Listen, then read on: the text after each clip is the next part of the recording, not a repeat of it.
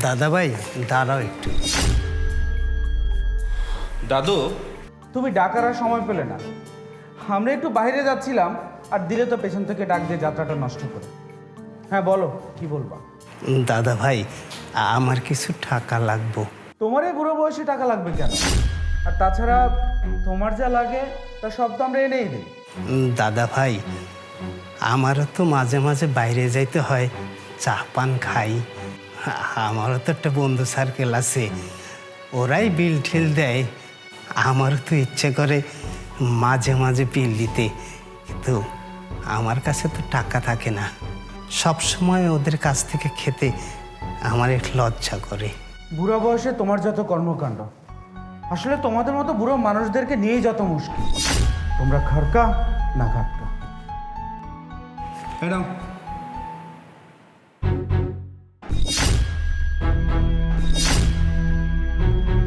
তুমি দাদুকে 100 টাকা দিচ্ছ? কেন বেশি দিয়ে ফেললাম নাকি? তুমি বুঝো না বেশি দিয়েছো নাকি কম দিয়েছো? আরে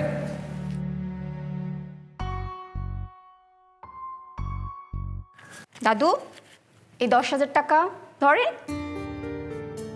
এই 100 টাকাও আপনার। 10,000 টাকা এবং সাথে 100 টাকা, ঠিক আছে দাদু? দাদা ভাই, এই টাকাটা আপনার সারা মাসের হাত খরচ। আপনার যদি আরও লাগে আপনি আমাকে বলবেন, আমি আপনাকে দিব। আপনি সারাটা জীবন এই সংসারের জন্য করে গেছেন, আর আপনার কষ্টের জন্যই তো এই বাড়িটা হয়েছে। আপনার জন্যই তো আমার স্বামীর এত ভালো একটা চাকরি হয়েছে, আর আমরা সুখে শান্তিতে বসবাস করতে পারছি। আর সামান্য কিছু টাকা আপনার হাতে দিতে পারবো না, এটা আপনি কি করে ভাবলেন দাদু? আর দাদু, আপনি এখনই জামা কাপড় চেঞ্জ করে আসেন, আপনাকে নিয়ে আমরা বাইরে যাব। আপনাকে নিয়ে আজকে আমরা সারাটা শহর ঘুরবো, খাবো দাবো, আনন্দ করব। নাথবু, তুমি কি সত্যি বলতেছো না মস্করা করতেছো? আমার নিয়ে তোমরা সারা শহর ঘুরবা? কি দরকার আমার মতো বুড়া মানুষকে নিয়ে তোমাদের সুন্দর সময়টা নষ্ট করার? আমি তো কাবাবের হাড্ডি হব। দাদু ভাই, আমি যেটা বলছি আপনি সেটাই করেন। আপনি কেন কাবাবের মধ্যে হাড্ডি হবেন? আপনাকে তো কাবাবের মধ্যে সস বানাবো। কাবাব যেমন সস ছাড়া ভালো লাগে না, তেমনি এই নাত বউয়ের দাদু ছাড়া ভালো লাগবে না। দাদু, আপনার কাছ থেকে তো আমাদের অনেক কিছু জানার আছে, অনেক কিছু শেখার আছে। আমাদেরও তো এই সময়টা একদিন আসবে। আজকে আমরা যদি আপনাকে সম্মান না করি, তাহলে তো আমাদের নাতিপুতিরাও আমাদের সম্মান করবে না দাদু। যান দাদু ভাই, কাপড় তাড়াতাড়ি চেঞ্জ করে আসেন, তাড়াতাড়ি যান। ঠিক আছে নাথবু, ঠিক আছে। দেখো, সত্যিকার অর্থে কিন্তু পুরোটাই আমার নাটক ছিল। আমি দেখছিলাম যে তুমি কি করো। আসলে তোমার মন মানসিকতা দেখে আমার সমস্ত কষ্ট দূর হয়ে গেল। যে দাদুর কারণে আজ আমার এই পর্যন্ত আসা, আমার এই সুখের সংসার, আমার মা বাবা হারানোর পর আমাকে কোনোদিন মা বাবার কষ্ট বুঝতে দেয়নি, সেই দাদুকে কি কোনোদিন আমি কষ্ট দিতে পারি? আসলে আমি সচক্ষে দেখতে চেয়েছিলাম, খুব কাছ থেকে দেখতে চেয়েছিলাম যে তুমি আমার দাদুকে কতটুকু ভালোবাসো, কতটুকু সম্মান করো। সত্যি তোমার মতো বউ পাওয়া ভাগ্যের ব্যাপার। প্রিয় দর্শক, আপনারা ভিডিওটি দেখে কি বুঝতে পারলেন অবশ্যই আমাদেরকে কমেন্টস করে জানাবেন। প্রতিটি সংসারে এরকম মুরব্বী বয়সের বাবা থাকে কিংবা দাদা থাকে, আপনারা কিন্তু অবশ্যই তাদের যত্ন নেবেন, ভালোবাসবেন। কারণ তাদের অক্লান্ত পরিশ্রমে কিন্তু আমাদের সংসারটা সাজানো এবং গুছানো হয়। আর তাদের বয়স হলেও কিন্তু তাদের সুন্দর একটা মন আছে, তাদেরও কিন্তু ইচ্ছে করে সুন্দরভাবে বাঁচতে। তাই তাদেরকে খুশি রাখতে তাদেরকে ন্যূনতম একটি খরচ দিন, তারা অনেক খুশি থাকবে। আর হ্যাঁ, আমাদের ভিডিওটি যদি ভালো লেগে থাকে অবশ্যই লাইক, কমেন্ট অ্যান্ড শেয়ার করবেন, এবং নিত্য নতুন যদি কোনো ভিডিও পেতে চান তাহলে পেজটিকে ফলো করে রাখুন। ধন্যবাদ সবাইকে। আল্লাহ আমি আলহামদুলিল্লাহ, আল্লাহ পাকের অসীম দয়ায় বিয়ার কাজ সম্পূর্ণ হয়েছে। ভাবি, অনেকক্ষণ তো হলো, এবার আপনার মুখটা খুলুন, আপনার মুখটা আমরা একটু দেখি। ভাইয়া তো আপনাকে দেখবেই, আমাদের একটু দেখার সুযোগ করে দেন। আমি আপনার এই অনুরোধটা রাখতে পারবো না। আর আমার সৌন্দর্য একমাত্র দেখার অধিকার আমার স্বামী রাখেন। তাছাড়া অন্যান্য মহিলারা আমাকে দেখতে পারবেন, কিন্তু কোনো বেগানা পুরুষ আমাকে দেখতে পারবে না। আমি আপনার এই অনুরোধটা রাখতে পারলাম না ভাই। এটা ইসলামিক শরীয়তের দিক থেকে সম্পূর্ণ নিষিদ্ধ। আচ্ছা এমন করছো কেন? ও আমার ছোট ভাই, ঘুমটা খুলে মুখটা দেখা। দেখুন, আপনি আমার স্বামী, আর আপনি আমার কাছে এমন কোনো অনুরোধ করবেন না যেটা আমি রাখতে পারবো না। ভাবি, এই যুগে এসে কেউ ব্যাকডেটেড কথা বলে? আপনি একটা স্মার্ট মেয়ে, শিক্ষিত মেয়ে, আপনি যদি ব্যাকডেটেড পড়ে থাকেন তাহলে কি হবে? আর মানুষ কি বলবে? আপনাকে তো খ্যাত জঙ্গল বলে হাসাহাসি করবে। দেখেন, আজকালকার জামানায় শিক্ষিত, ইয়ং এবং স্মার্টের কথা বলে ইসলামের পর্দাশীলতা নষ্ট করা হচ্ছে। এই কারণে সমাজে বিভিন্ন ধরনের ফিতনা ফিসাদ তৈরি হচ্ছে। আসরে আজান পড়ে গেছে, তাড়াতাড়ি যেতে হবে, যেতে যেতে সন্ধ্যা হয়ে যায়। এখনকার দিনকাল অবস্থা ভালো না। আসরের আজান পড়ে গেছে, আপনি যদি আমাকে অনুমতি দেন আমি আসরের নামাজটা আদায় করে আসি। কি বলো? এখন তো সময় কম, নামাজ বাসায় যে পড়ো। কিন্তু বৌমা, বাড়িতে সবাই আসবে, আত্মীয় স্বজন তোমাকে দেখবে। এখন তুমি যদি অজু করো তোমার মেকআপ তো নষ্ট হয়ে যাবে। তাছাড়া মেকআপ ছাড়া তো নতুন বউ দেখতে ভালো লাগবে না মা। বৌমা, একদিন নামাজ কাজা করলে কিছু হবে না। চলো মা, বাড়িতে গিয়ে তারপর নামাজটা পড়ো। আম্মা, আপনি আমাকে মাফ করবেন। আর আসলে আমি নামাজ কাজা করতে পারবো না। সব কিছুর ঊর্ধ্বে আল্লাহর আদেশ। আল্লাহকে খুশি করা হচ্ছে আমার প্রধান কর্তব্য, তারপরে হচ্ছে দুনিয়ার সব কিছু। তাই আমি আল্লাহর আদেশ অমান্য করতে পারবো না। মা, তুই আর ঝামেলা বাড়াসনি। ওনারা যেহেতু বলতেছেন, ওনার বাড়িতে গিয়ে নামাজটা পড়ে নিস। বাবা, দয়া করে আপনি আমাকে এই কথাটা বলবেন না।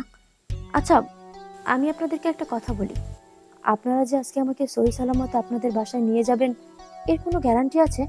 হতে পারে না যে রাস্তায় যাওয়ার পথে আমরা অ্যাক্সিডেন্ট করলাম, আমি অথবা আমরা সবাই মারা গেলাম। তখন তখন আমরা আল্লাহর কাছে কি জবাব দিব? আমরা কি একটা জিনিস ভেবে দেখেছি? আমরা তখন আল্লাহকে কি উসিলা দিব যে আমরা কেন নামাজ পড়িনি? তাই দয়া করে সবাই আমাকে মাফ করবেন। আমি নামাজ শেষ করে তারপরে আপনাদের সাথে রওনা দেব ইনশাআল্লাহ।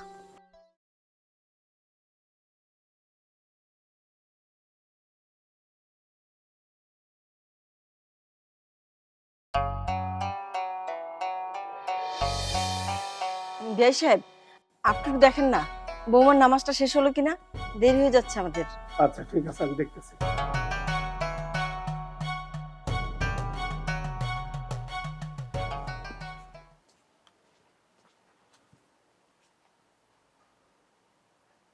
কি ব্যাপার, এখনো নামাজ শেষ হয় নাই? ফাতেমা, ফাতেমা, মা, ওই মা, কোনো কথা বলছে না কেন?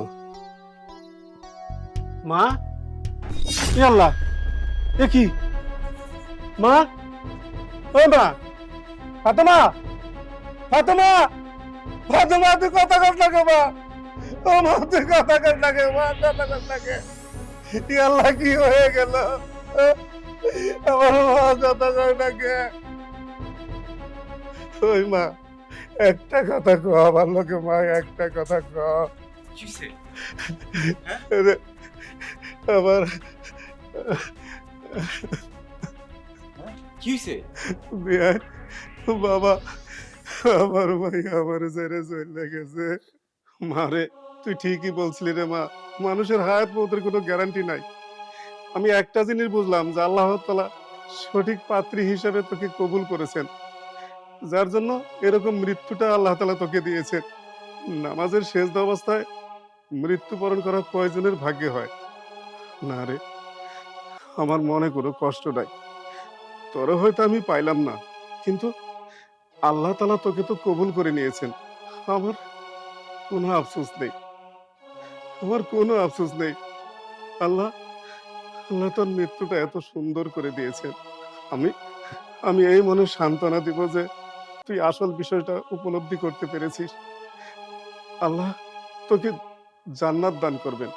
তুই আসল বিষয়টা উপলব্ধি করতে পেরেছিস, সেজন্য আল্লাহ তাআলা তোকে সর্বোচ্চ পছন্দ করেছেন।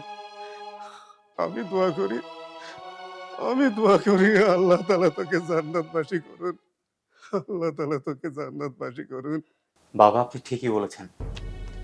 আমার দুর্ভাগ্য যে আমি ওকে আমার জীবন সঙ্গী হিসেবে পেলাম না, কিন্তু ও আমাদের একটা শিক্ষা দিয়ে গেল। যেটা সারা জীবন মনে থাকবে। এই নিঃশ্বাসের কোনো বিশ্বাস নাই, যে কোনো মুহূর্তে আমাদের এই পৃথিবী ছেড়ে চলে যেতে হতে পারে। তাই আমাদের উচিত যে কোনো পরিস্থিতিতে, যে কোনো জায়গায় নামাজের সময় হলে যে কোনো উপায়ে নামাজ আদায় করে নেওয়া। নামাজ কখনো কাজা করা যাবে না। হ্যাঁ বাবা, তুই ঠিকই বলেছিস। বিআই সাহেব, আপনি এমন মেয়ে জন্ম দিয়ে সার্থক হয়েছেন। আল্লাহ তাআলা ওর উসিলা যেন আমাদের সবাইকে মাফ করে দেয়। হ্যাঁ প্রিয় দর্শক, আমাদের ভিডিওটি দেখে আপনাদের কি মনে হলো? মুসলিম হিসেবে আমাদের আল্লাহর ফরজ কাজগুলোর উপর সর্বোচ্চ গুরুত্ব দিতে হবে। তার মধ্যে নামাজ হচ্ছে সর্বপ্রথম। আমরা যে কোনো অবস্থায় যে কোনো জায়গায় থাকি না কেন, নামাজের সময় হলে আমাদের উচিত নামাজ আদায় করে নেওয়া। নামাজ কখনো কাজা করা যাবে না, আল্লাহর হুকুম পালন করতে হবে। আমাদের ভিডিওটি যদি আপনাদের ভালো লেগে থাকে, লাইক, কমেন্ট, শেয়ার করবেন। এরকম নিত্য নতুন ভিডিও যদি পেতে চান তাহলে আমাদের পেজটিকে ফলো করবেন, আমাদের চ্যানেলটিকে সাবস্ক্রাইব করবেন। ধন্যবাদ। আব্বা, তুমি বউ তাইলে দোয়ানে, আমি দুপুরে এটা খাই আমি আয় ফিরবো। আর ভালো কথা, কোনো বেচা কিনি করার কিন্তু কোনো দরকার নাই। সেরে বইয়া থাও, আমি যামু আর সাইডটা খাই আয় ফিরবো। আচ্ছা বাবা, যাও তুমি, আমি এখানে বয়ে রয়েছি। থাকো তাইলে। হ্যাঁ, আচ্ছা ঠিক আছে। খেয়াল রেখো।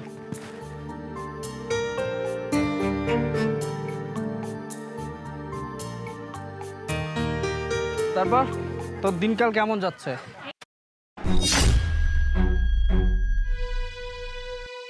সামিয়া দোস্ত, তোর আজকে দেখাবো কিভাবে দিন দুপুরে মানুষের টুপি পরাইতে হয়।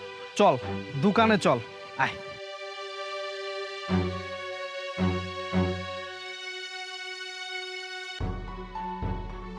চাচা, খাবারের মতো কি আছে আপনার দোকানে?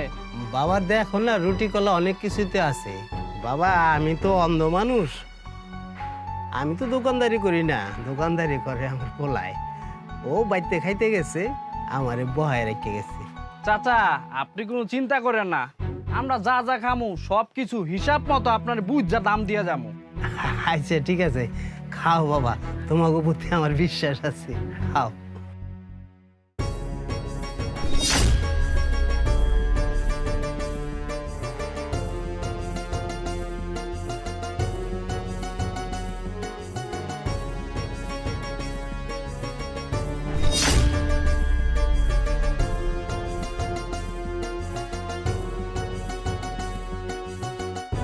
চাচা, সব মিলে আপনার 400 টাকা হয়েছে, আমরা ঠিকঠাক মতোই খাইছি। আর এই নেন, আপনি যেহেতু অন্ধ মানুষ, আপনারা আমরা 100 টাকা আমি বকশিস দিলাম, এই নেন 500 টাকা দেখো বাবা, দেখো। রাখেন। তাহলে আমরা এবার যাই। আচ্ছা বাবা, আবার আইসো।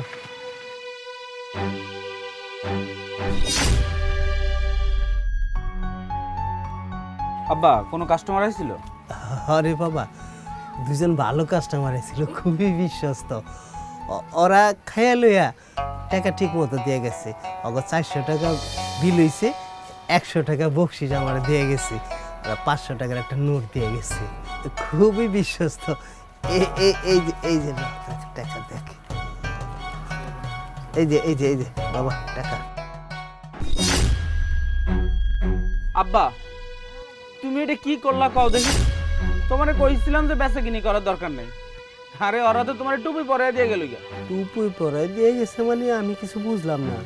এই যে তোমার 500 টাকার কথা বললে 100 টাকা নোট দিয়ে গেছি কেন? তোমার তো ধরা দিয়ে গেল। হায় রে মানুষ, বিশ্বাসের কথা বইলা আমার এমন ধোকা দিতে পারলো। বিশ্বাসের কোনো মূল্য নাই দুনিয়াতে। কি আর করবো আব্বা, ওটা হলে তুমি আর চিন্তা করো না। হয়তো আর আমাকে কপালটা লয়ে যেতে পারে না, ওই 400 টাকাই খেয়ে গেছে। আর শোনো, ওই লোক যেহেতু তোমার কাছ থেকে এই সুযোগ নিচ্ছে, ওই লোক দেখো আবার আরেকদিন আইবো কিন্তু। আর শোনো, ওই লোক যেদিন আইবো, আমি যদি দোকানে না থাই, তুমি আরে ফোন করবা, ঠিক আছে? আসসালামু আলাইকুম চাচা, ভালো আছেন? ওয়ালাইকুম আসসালাম, ভালো আছি বাবা। চাচা চিনতে পারছেন? ওই যে গতকালকে 400 টাকা বিল হইলো, আমরা যে আপনারে 500 টাকা দিলাম, 100 টাকা বকশিস করলাম, চিনতে পারছেন? আমরাই তারা। ও আচ্ছা আচ্ছা আচ্ছা, চিনছি বাবা। তো কি খাইবা খাও। চাচা আপনি কোনো চিন্তা করে না, আপনার ঠিক মতো হিসাব বুঝাই দিমু যা যা খামু। বাবা আমার একটু উপকার করবা। এই এই মোবাইলে আমার ছেলের নাম আছে সালাম, একটু আমার কল দিতে হবে, একটু দিয়ে দাও তো বাবা। এই নেন চাচা, দিয়া দিছি।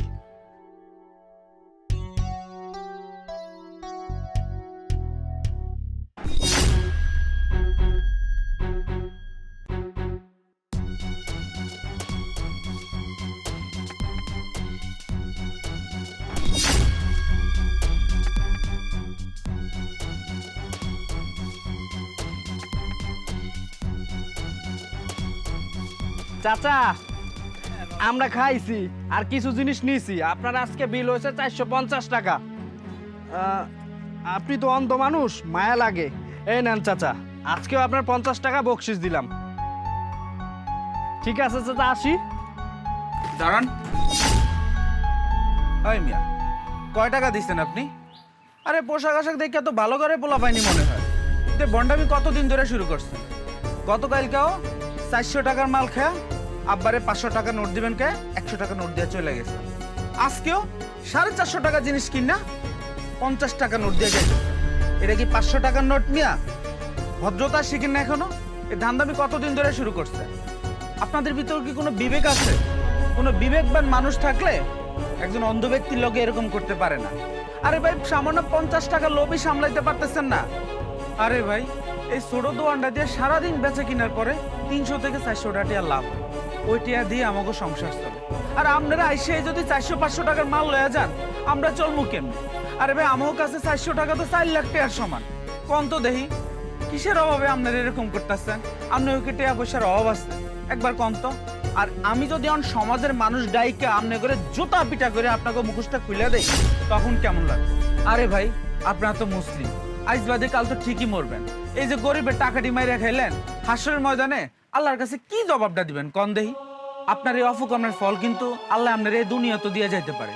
এই যে গরিবের 400-500 টাকা মাইরা খাইছেন না, এমনও হইতে পারে আল্লাহ আপনার এমন একটা সমস্যা দিব যে সমস্যার কারণে আপনার অন্য দিক দিয়ে 4-5 লাখ টাকা জায়গায়। ভাই শোনেন, কারো ক্ষতি করিয়া দুনিয়াতে শান্তিতে থাকা যায় না, ভালো থাকা যায় না। আজকে আপনি একজনরে ঠকাইবেন, অন্য দিক দিয়া আপনারে 10 জন ঠকাই দিব।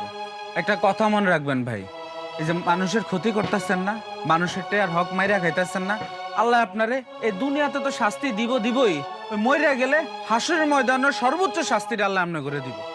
কথাটা মনে রাখবেন। চাচা এই টাকাটা রাখেন, আসলে আমরা 2 দিনে যেই সদাইটা নিছি এই টাকা দিয়ে দিলাম। আর চাচা আমাদের অনেক বড় ভুল হয়ে গেছে, আসলে জানি এই ভুল ক্ষমার যোগ্য না, তারপরও আপনার বিশ্বাস নিয়ে আমরা খেলছি, আপনি মন থেকে আমাদের ক্ষমা করে দিবেন। আর কথা দিতেছি চাচা, এমন ভুল আর কখনো করব না।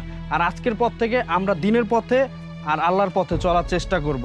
ঠিক আছে বাবা, মানুষের ক্ষতি আর করো না, ভালোভাবে থাইকো। ঠিক আছে চাচা, আসি। আসসালামু আলাইকুম। ওয়ালাইকুম আসসালাম। নে বাবা। বন্ধুরা, আমাদের ভিডিওটি কেমন লেগেছে অবশ্যই কমেন্টে জানাবেন। আর ভিডিওটা লাইক, কমেন্টস এবং শেয়ার করে দিবেন। আর নিত্য নতুন ভিডিও পেতে আমাদের পেজটা অবশ্যই ফলো করে দিবেন।